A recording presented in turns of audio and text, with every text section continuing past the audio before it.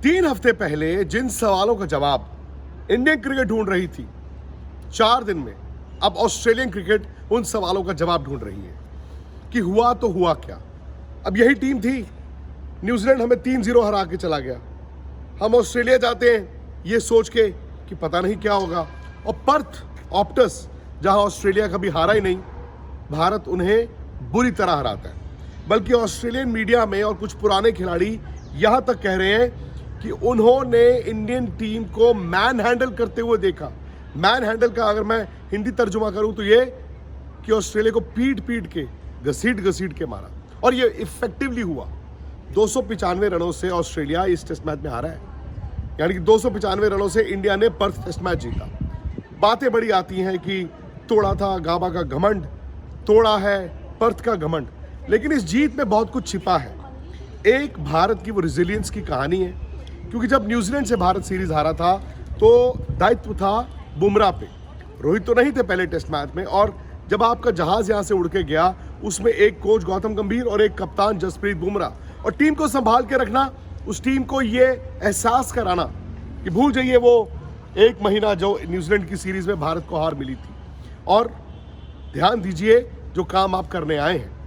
और ये हकीकत है कि जिस तरह इंडिया में टर्निंग ट्रैक दे के आप सामने वाली टीम के लल्लू लाल स्पिनर्स को गेम में लेकर आते हैं, पर्थ में इस तरह की कंडीशंस भारत के लिए बेस्ट मौका था। हाँ, भारत को बैटिंग करनी थी क्योंकि गेंदबाज तो थे ही। जिस टीम में जसप्रीत बुमराह हो उसे गेंदबाजी की फिक्र नहीं करनी है। 150 रन पे टीम आउट हो गई, लेकिन यहां पर Jasprit Bumrah the bowler and Jasprit Bumrah the captain, इन दोनों ने जबरदस्त परफॉर्म किया। ऑस्ट्रेलिया 104 पे आउट, और कहीं ना कहीं मुझे लगता है कि अब वहां पर जो कहानी है ऑस्ट्रेलिया की, वो उनकी टीम की ड्रेसिंग रूम की आनी शुरू हो गई।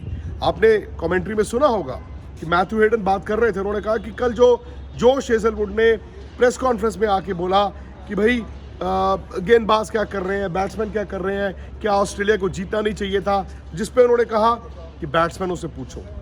अक्सर ऑस्ट्रेलियाई खेमे से इस तरह की आवाज़ें नहीं आती। हेडन ने बताया कि एडम गिलक्रिस्ट ने आज अपने मॉर्निंग शो में इस बात को उठाया और कहा कहीं ऐसा तो नहीं कि ऑस्ट्रेलियाई ड्रेसिंग रूम बढ़ चुका है गेंदबाज और बैट्समैन के बीच। हो सकता है। उसके बाद क्या हुआ, जब आप 104 ऑल आउट हो गए तो फिर उसके बाद उनकी गेंदबाजी खत्म, क्योंकि जायसवाल ने और राहुल ने वो पार्टनरशिप लगा दी। फिर विराट का 100, और जब ऑस्ट्रेलिया बैटिंग करने आया, जब लाइट फेड हो रही है और 5 ओवर, भाई वहाँ पर जो 12-3 आउट हुए, मुझे लगता है कि पर्थ टेस्ट मैच तो इंडिया वहीं पर जीत गया था, और शायद आने वाले टेस्ट मैचों में अब ऑस्ट्रेलिया बल्लेबाजों पर दबाव रहेगा। मानस लबुशेन को आउट होते देखा आपने? यार वो बैट्समैन है या ब्रेक डांसर है? उछलते कूदते वो बैटिंग करते हैं। स्टीव स्मिथ दोनों इनिंगों में बिना फुटवर्क के आउट हुए हैं। हाँ, यही चीज़ भारत के बैट्समैनों के साथ भी हुई, लेकिन अब जब ऑस्ट्रेलिया बल्लेबाज भी उस तरह की बैटिंग कर रहे हैं, मतलब जहाँ पर उनको भी समझ नहीं आ रहा है, तो मुझे लगता है कि भारत के पास एक अच्छा मौका है। आप पहला टेस्ट मैच जीत गए, अभी वक्त है, रोहित शर्मा भी पहुँच गए हैं, एक साइड गेम होगा, फिर पिंक बॉल टेस्ट मैच की तैयारी करनी होगी। इस मौके को छोड़ना नहीं, क्योंकि वर्ल्ड टेस्ट चैंपियनशिप फाइनल जो खेलना था उसके आसार दोबारा से जिंदा हुए हैं, और वो जिंदा हुए हैं जब भारत ने इस मैच को जीता है। तो इस मैच में गौतम गंभीर को भी क्रेडिट जाता है। यंगस्टर्स के साथ खेलना था, कुछ यंगस्टर्स उनकी चॉइस थे, कुछ यंगस्टर्स मजबूरी थे, परफॉर्म सबने किया है।